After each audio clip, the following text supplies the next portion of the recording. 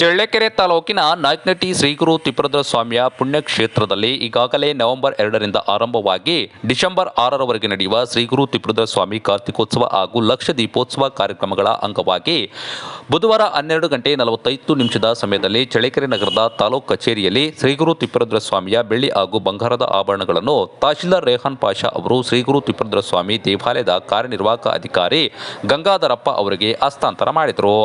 ಶ್ರೀ ಗುರು ತಿಪ್ಪರದ್ರ ಸ್ವಾಮಿ ಕಾರ್ತಿಕೋತ್ಸವ ಹಾಗೂ ಲಕ್ಷ ದೀಪೋತ್ಸವ ಕಾರ್ಯಕ್ರಮಗಳ ಅಂಗವಾಗಿ ಶ್ರೀ ಗುರು ತಿಪ್ಪರದ್ರ ಸ್ವಾಮಿ ಅಲಂಕಾರಕ್ಕೆ ಬಳಸುವಂತಹ ಬೆಳ್ಳಿ ಹಾಗೂ ಬಂಗಾರದ ಆಭರಣಗಳನ್ನು ನಗರದ ತಾಲೂಕು ಕಚೇರಿಯಲ್ಲಿ ಬುಧವಾರ ತಹಶೀಲ್ದಾರ್ ರೇಹಾನ್ ಪಾಷಾ ಅವರು ಶ್ರೀ ಗುರು ತಿಪ್ಪರದ್ರ ಸ್ವಾಮಿ ದೇವಾಲಯದ ಕಾರ್ಯನಿರ್ವಾಹಕ ಅಧಿಕಾರಿಗಳಿಗೆ ಹಸ್ತಾಂತರ ಮಾಡಿದರು.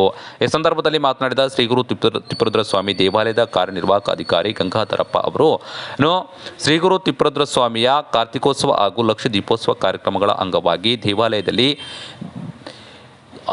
ಅಲಂಕಾರಕ್ಕಾಗಿ ಬೆಳ್ಳಿ ಹಾಗೂ ಬಂಗಾರದ ಆಭರಣಗಳನ್ನು ಬಳಸುವ ಹಿನ್ನೆಲೆಯಿಂದ ತಾಲೂಕು ಆಡಳಿತದ ಸುಪರ್ದಿಯಲ್ಲಿ ಇದ್ದಂಥ ಬೆಳ್ಳಿ ಹಾಗೂ ಬಂಗಾರದ ಆಭರಣಗಳನ್ನು ಇಂದು ತಹಶೀಲ್ದಾರ್ ರೇಹಾನ್ ಪಾಷಾ ಅವರ ನೇತೃತ್ವದಲ್ಲಿ ಪಡೆದುಕೊಳ್ಳಲಾಗುತ್ತಿದೆ. ಕಾರ್ಯಕ್ರಮಗಳು ಮುಗಿದ ನಂತರ ತಹಶೀಲ್ದಾರ್ ರೇಹಾನ್ ಪಾಷಾ ಅವರಿಗೆ ಮತ್ತೆ ತಂದು ಒಪ್ಪಿಸಲಾಗುವುದು ಎಂದು ಶ್ರೀ ಗುರು ತಿಪ್ಪರದ್ರ ಸ್ವಾಮಿ ದೇವಾಲಯದ ಕಾರ್ಯನಿರ್ವಾಹಕ ಅಧಿಕಾರಿ ಗಂಗಾಧರಪ್ಪ ಅವರು ತಿಳಿಸಿದರು. ಆಭರಣಗಳು ಖಜಾನೆಯಲ್ಲಿ ಶೇಖರಣೆ ಮಾಡಲಾಗುತ್ತದೆ ಎಂದು ತಿಳಿಸಿದರು.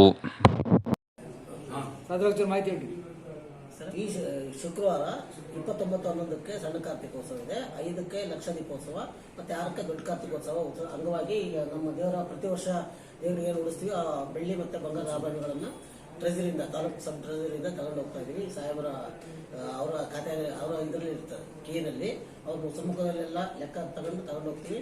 ಇದೆಲ್ಲ ಕಾರ್ತಿಕೋತ್ಸವ ಮುಗಿದ ಮೇಲೆ ತಂದು ಸಾಹೇಬರ ಸಮ್ಮುಖದಲ್ಲಿ ತೋರಿಸಿ ಮತ್ತೆ ಹೇಳ್ತೀವಿ.